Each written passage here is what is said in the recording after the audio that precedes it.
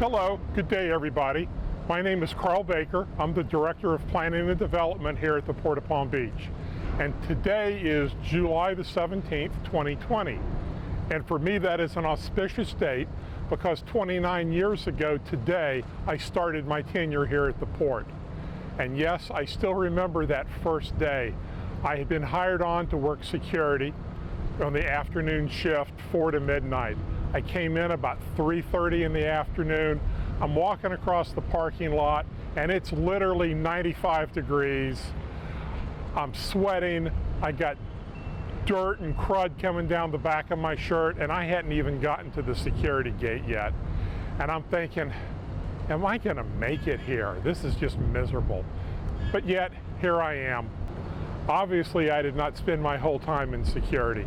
I went from being a security officer on midnights to being a security sergeant, became the assistant security operations person, went into port operations, went into as an assistant dock master, became the dock master for a while, ran the foreign trade zone for a couple of years. I was the port's first IT manager. I was the director of security on 3 different times over the course of about 4 years. I was the security director when 9/11 happened. I have been an executive assistant to the port director. I was in business development and marketing. I was in public relations. I was the director of operations. And now, here I am as director of planning and development. Obviously, I've seen a lot of changes here in the port in the last 29 years. And I must say they have been for the better. The port is a completely different place than it was when I got here. It's not that sleepy little mom and pop port that it was. Today, at the height of all the COVID problems that are going on, the Port of Palm Beach has positioned itself to be operationally and financially the strongest port in the entire state of Florida. And there's 14 ports out there. I've been asked what my favorite moments are here at the port, and there's about a half a dozen really good moments out there. But since this is not an interview for TMZ, I would just prefer to keep those to myself. The thing I'm proudest of is the time I spent working with the United States Navy for their frigates that would come in for port of call visits. The Navy recruiters never show frigates. They always show aircraft carriers and cruisers and submarines. The frigates look like something that's left over from World War II.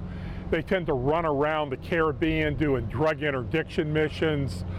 The one we had gotten in here near the end had just come back from 3.5 months off the west coast of Africa doing military assistance missions with their navies and coast guards. And when the crew got here, they were really happy to get back to the United States. My job was to coordinate everything, to coordinate with the Navy, the ship chandlers, Navy security, NCIS, and yes, there really is an NCIS, the local community, just to put everything together and make sure it all ran as smoothly as possible. The ships would come in normally for 4th on Flagler and for the Sunfest events, which are both huge events down here. At the time, we had a person working on staff that was on the board of directors for 4th on Flagler, and they went out of their way to just set everything up for the Navy when they came down here. When the crew would come in, and they were always in uniform in their whites, they would come in for a concert. The people who worked there would grab extra chairs and put them down in front of the front row at the concert. That's the way they took care of them. Every time I reached out to the community to ask for assistance, it was there. We had the sailor of the quarter was throwing out the first pitch for a baseball game at Roger Dean Stadium. Park Avenue Barbecue came down on 4th of July night when most all of the crew is down on Flagler partying. You know, you still had 40 people on the ship. And they gave them a Steel Beach barbecue from Park Avenue. And when it was all over, the crew went up to the bridge, and there's this large wooden plaque with the ship's name engraved on it and their unit logos and crest on either side, and they ripped that off the wall and gave it to the owner. That's what they thought about how these events went down. I was speaking to one of the captains, and he had a chief on board that had been here about 2 years earlier on a different ship.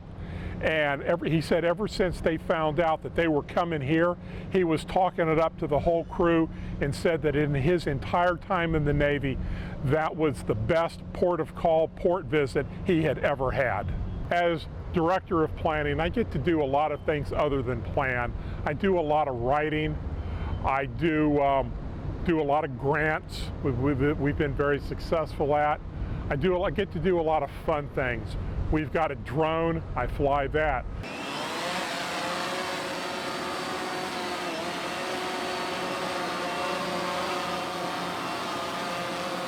We've got a remotely operated vehicle, i.e. an underwater drone. I get to drive that. So it's not just sitting at a desk and pushing paper and making charts.